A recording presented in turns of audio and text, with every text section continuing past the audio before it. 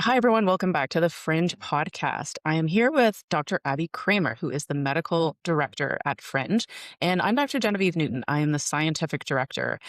And we are really excited to talk to you today because we have a new product that's launching. It is a food-based kids multivitamin that we've called the Fringe Kids Mighty Multivitamin.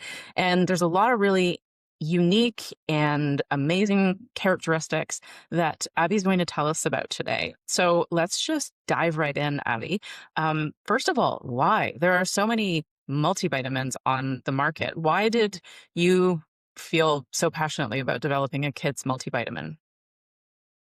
Yeah, this is really a very similar story to other products we've made, is even though there are so many multivitamins out there, especially for children, there's almost too many. If you're, researching or looking on the shelves at the grocery store or the pharmacy, it's like, where do I begin?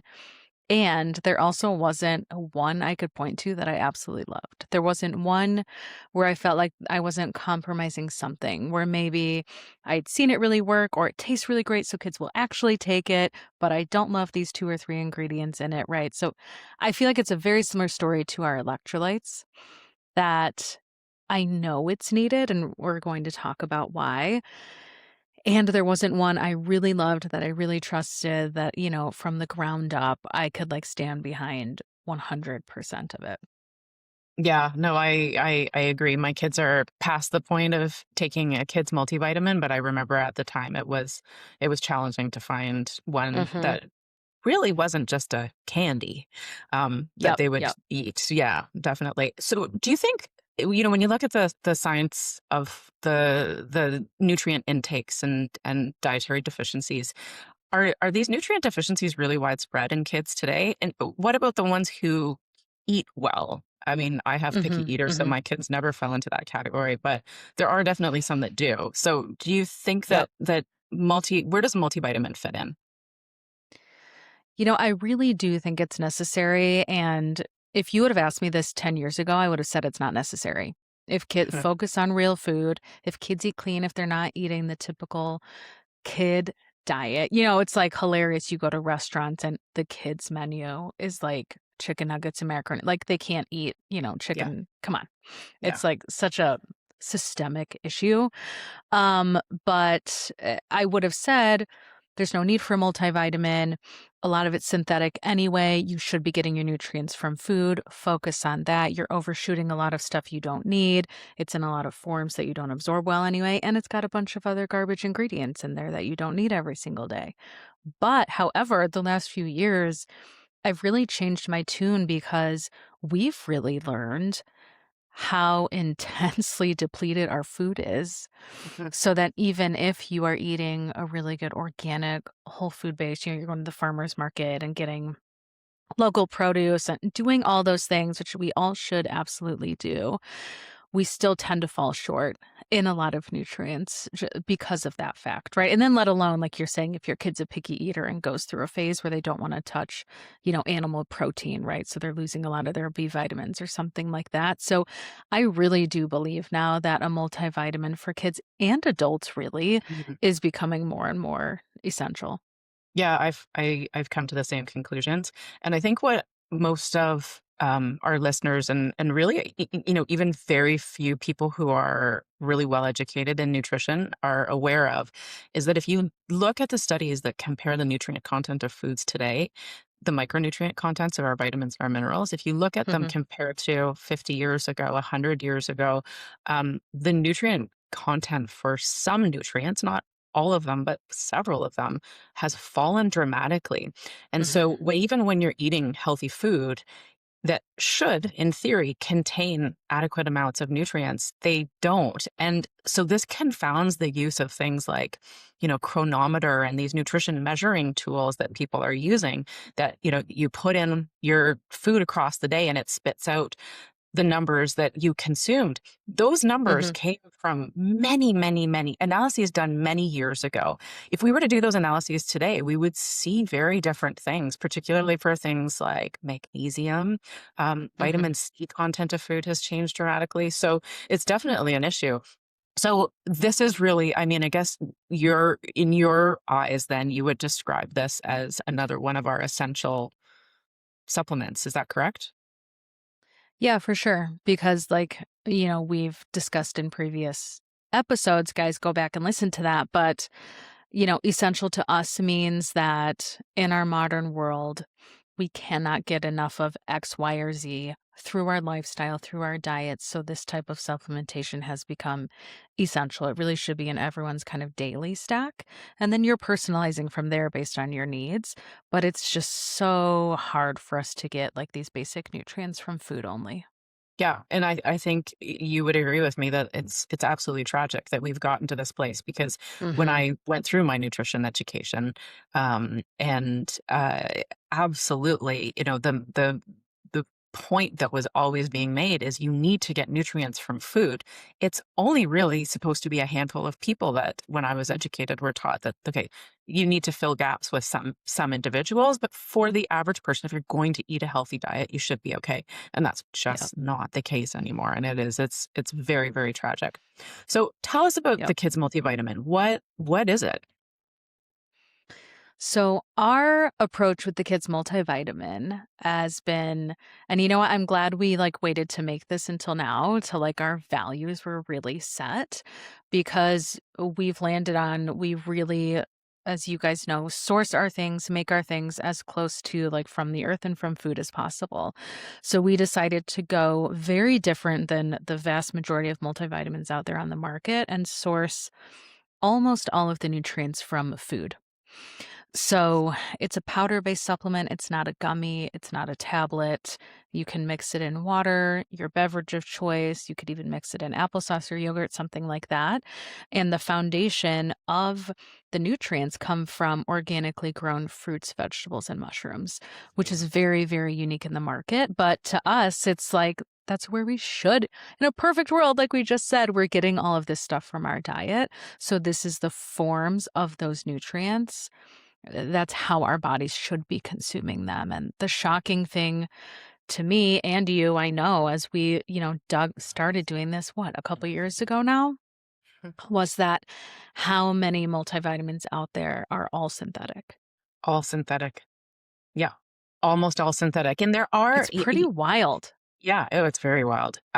We had the option though of we could just buy this fruit and vegetable blend, and that was something that we could have done, and we could have used that as our product.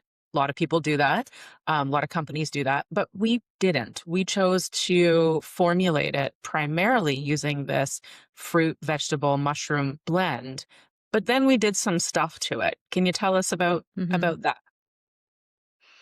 Yeah, well, we added a couple other things that we felt like was very important. So I'm really big on choline. We Mhm. could probably do a whole podcast episode on choline and how important it is. And I mean, we tried to source it from food, but that would be like egg yolk or liver. It would taste terrible. Just trust us on that. So you're welcome. That's the one synthetic add-on nutrient, but choline is so important for brain health Yep. primarily. Really important. You'll see in a lot of high quality prenatal vitamins, for example. People are starting to realize a lot of choline should be in there.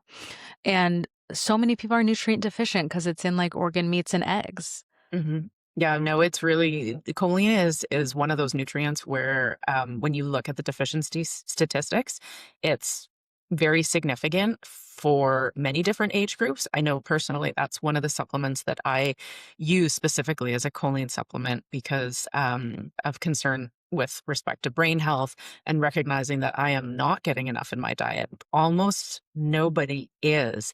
And so, as you say, we made the decision to add choline. And when we looked at sourcing it, we couldn't find a food based source of choline that was readily available. So we made, based on our values, which are, to put as a priority using ingredients that come directly from nature at the top, but yet weighing that and balancing it out with the need to, like, the recognition that this supplement needed to contain choline, and the only way that we could do it was to use this one single synthetic ingredient, so we did that. What else can tell people about what the other things that we decided to add a little bit more of to our Yep. multivitamin.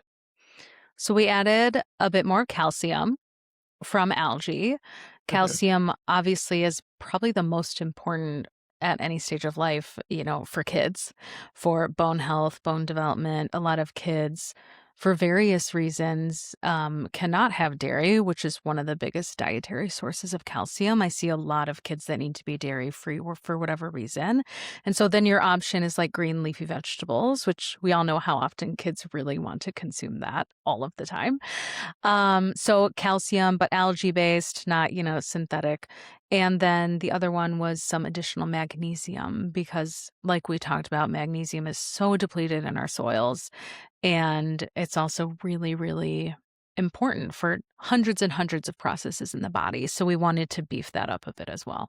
Yeah, absolutely. And so we looked really carefully at what the intake and deficiency data said, what we could get from the fruit and vegetable and mushroom or food blend, and then looked at, okay, we need to add a little bit more for our magnesium, and then for the calcium and for the choline.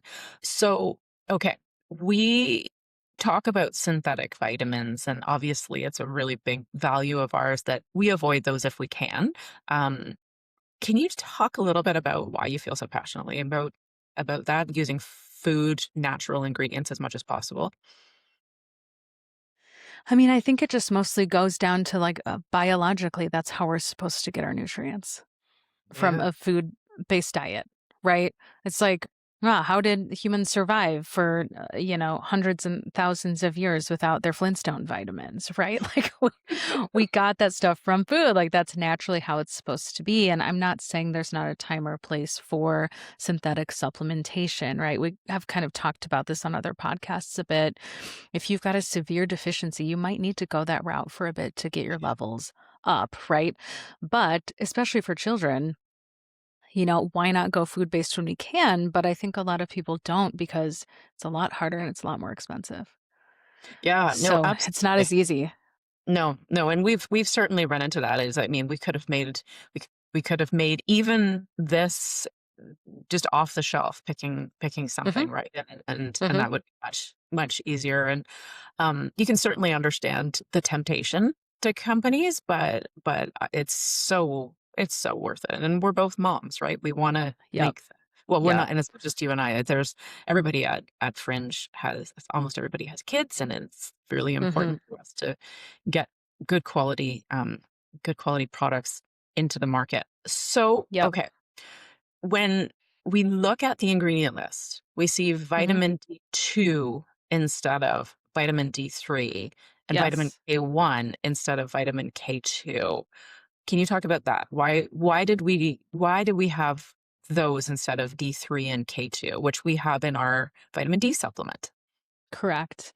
It's because that is the form of those vitamins that is in the fruit, veggie, mushroom blend. So when you consume those vitamins from those plant foods, they're in that form. Right. And so that is, unless we added a separate form of that on top of it, that's how you would get those vitamins from those plant foods. And then if people want to add additional, D3K2, like that's why we have that as an extra supplement. So we just wanted to kind of hit that really nice food-based baseline. And then you can always add additional on top of that if you need.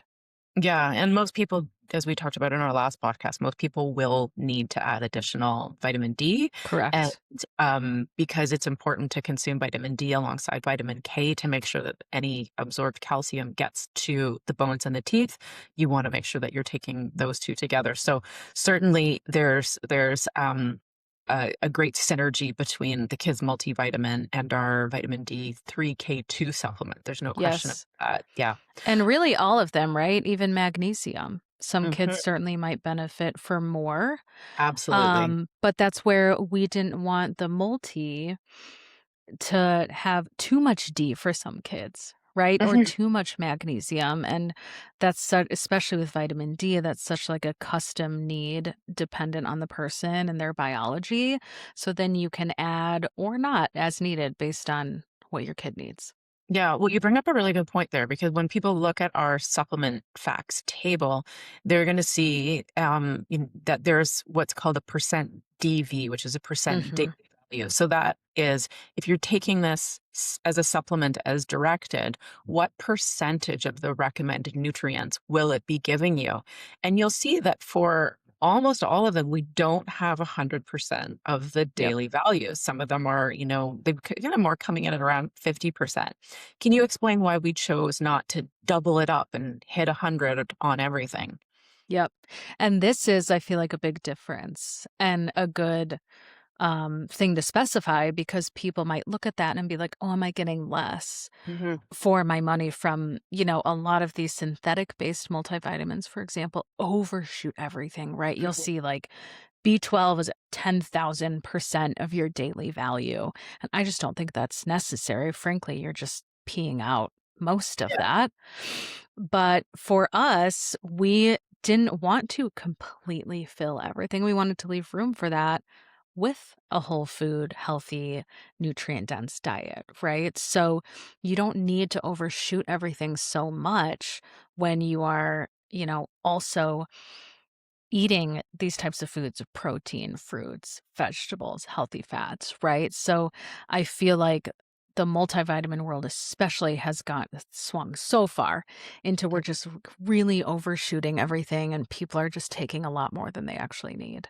absolutely, and we really just are. I think if you had to describe our value main values at Fringe, it would be to go live the way nature intended, right? And Mhm. so nature did not intend for us to consume 500% of the daily value of Yep. nutrients in a single sitting. And so by giving people the option too of having a powder, it's easy if you feel like, if you feel like your kid you've been on vacation and they've eaten terribly for a week, well, you can bump that scoop up a Yep. little, right? That's a very easy thing to do. So parents have a lot of flexibility there and they can definitely be assured that there's no risk of toxicity with the product. And one of the things that we haven't really talked too much about this when we talk about these synthetically made nutrients that come usually from China. Um, Yep. it's really important when you're buying those products. We've certainly specified that for some people, some of the time, there's really a time and a place where you may need to take something that is Mhm. synthetically sourced, but make sure that the company that you're buying it from does extensive third party testing on the ingredients because heavy metal contamination from other countries is not an uncommon thing to see.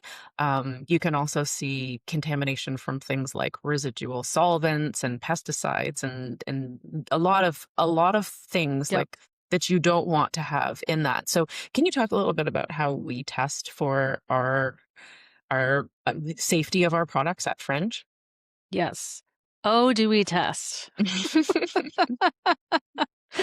So, yes. First of all, like while we're formulating stuff, we test ingredients cuz Mhm, so for example, with this product is a great example, right? Before we even moved forward, we sent like the fruit veggie mushroom blend out for testing to make sure it's super clean before we like go through the work of, and flavoring it and sweetening it, right? We want to make sure this is a really clean source product.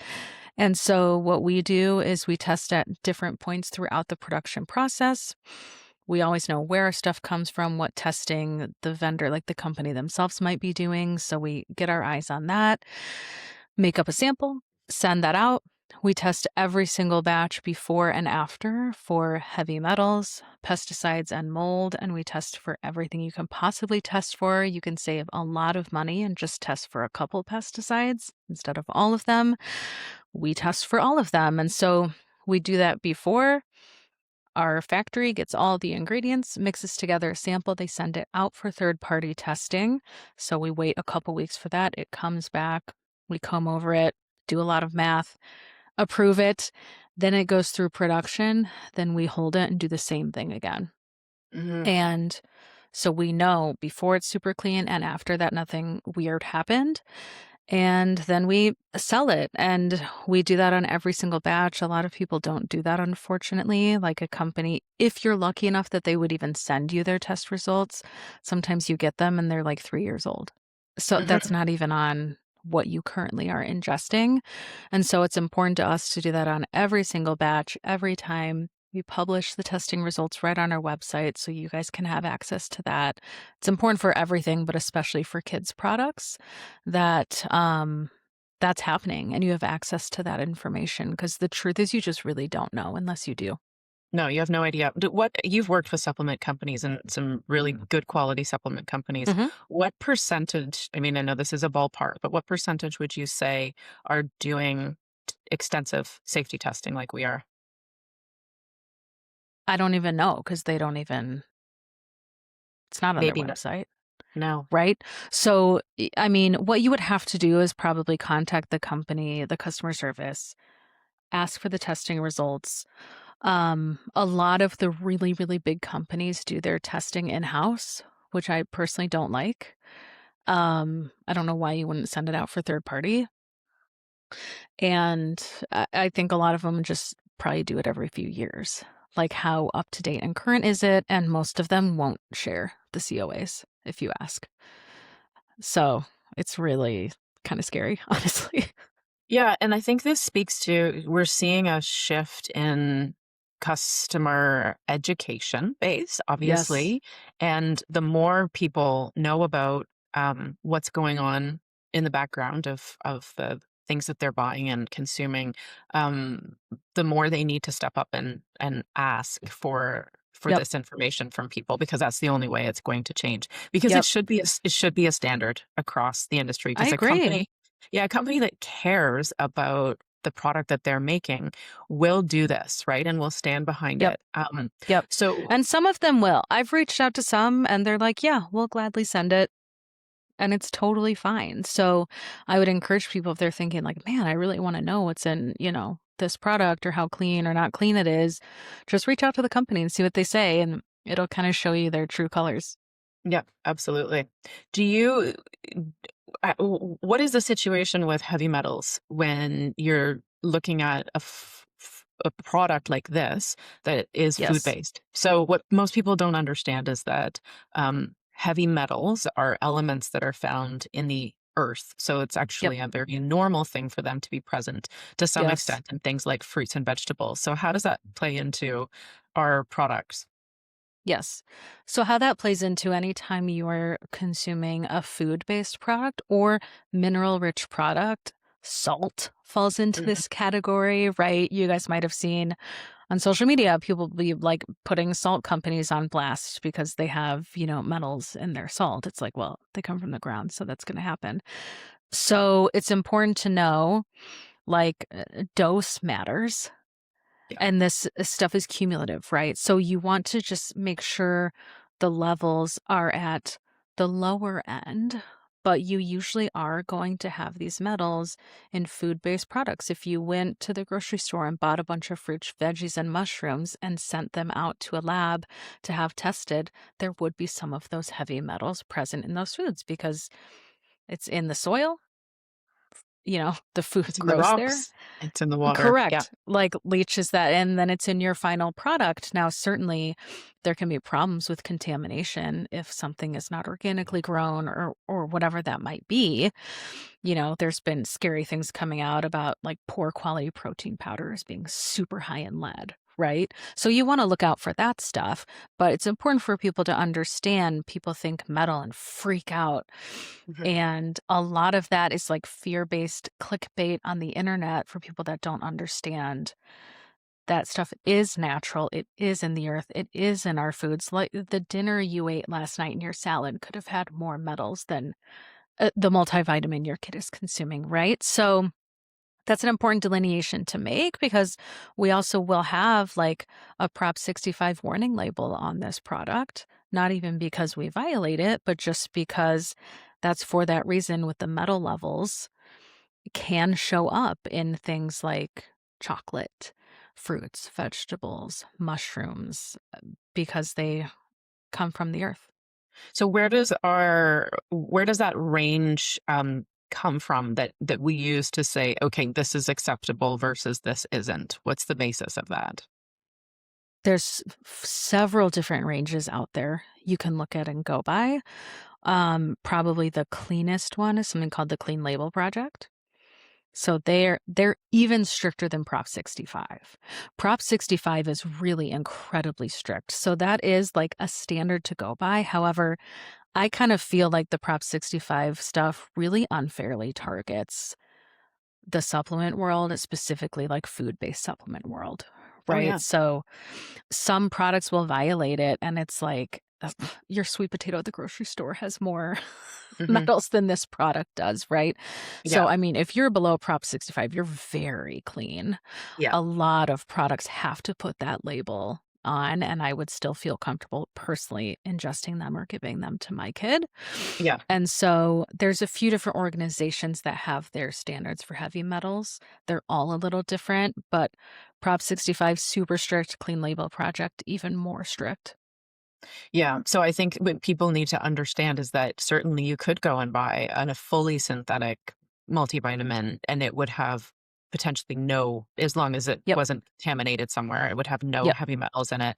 But if yep, it is something that's food based, even if it's derived from an organic blend of fruits, vegetables, and mushrooms like ours is, because of the fact that it comes from the earth where these metals yep, originate, there will be low levels, but we ensure that the levels are low enough that they're consistent with the accepted standards, I guess, of and rigorous standards of different industries. correct.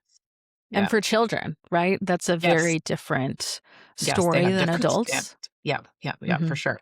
So how did you decide to flavor this thing? Like, what does it taste like, and where do the sweeteners come from? Is it tasty?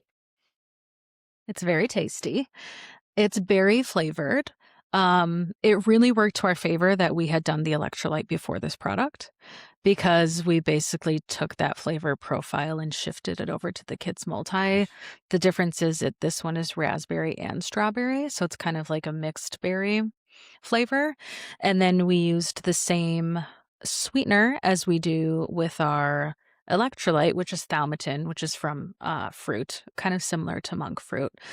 And yeah, that part was actually, knock on wood, easier than previously because we already kind of knew the raspberry tasted really good and we could bump up the sweetness with some more strawberry. And so that luckily, we were already 50% of the way there.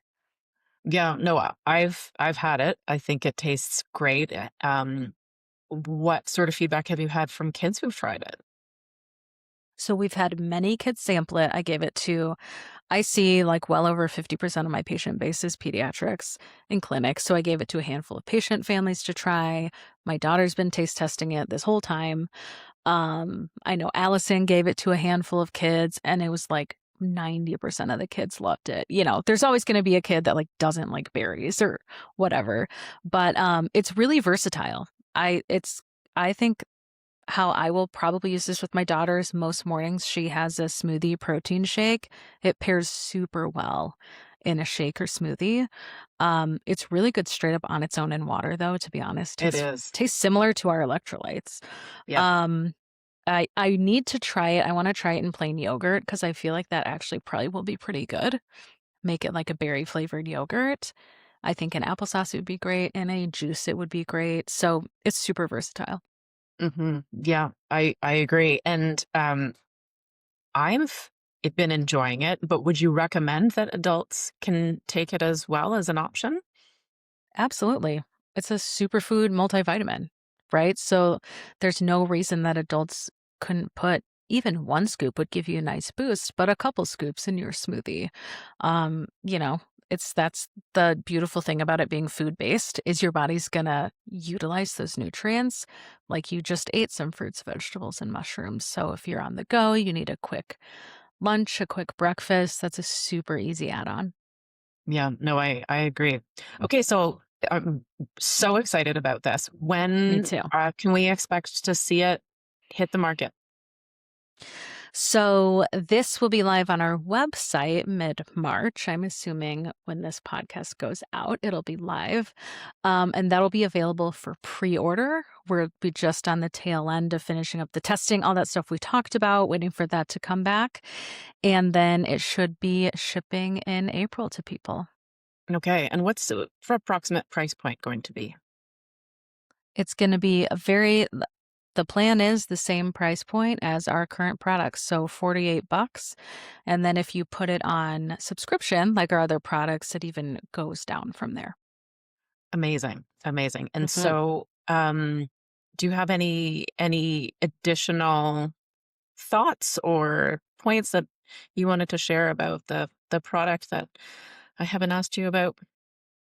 I think the main kind of parting words with this is that if you have not tried a high quality kids multivitamin with your children yet, I would highly encourage people to give it a try for 30 days and see the difference you notice in your kids because a multivitamin doesn't sound very sexy or like it's going to fix anything. But I'm telling you, when you get kids' nutrients up, like we've talked about on our other podcasts, right? When you get your minerals up, your hydration up, like the foundational stuff, I've seen stuff, and this is on like more synthetic multivitamins, right? This is going to be even better, but I've seen kids with attention issues improve, sleep improve, energy improve, digestion improve, brain fog, like so behavior is Yes. huge. When the body is going to exhibit symptoms when it's lacking core foundational nutrients for every process in your body to run, right? So this is another one of those foundational things, no matter what your child might be struggling with their health or not. This is definitely something to give it a try and report back. Yeah, no, I agree. I think it's really exciting and looking forward to what happens over the next few months with this. So, thank you for talking today about our new kids mighty multivitamin. And thanks everybody for joining us. And we will see you next time on the Fringe podcast.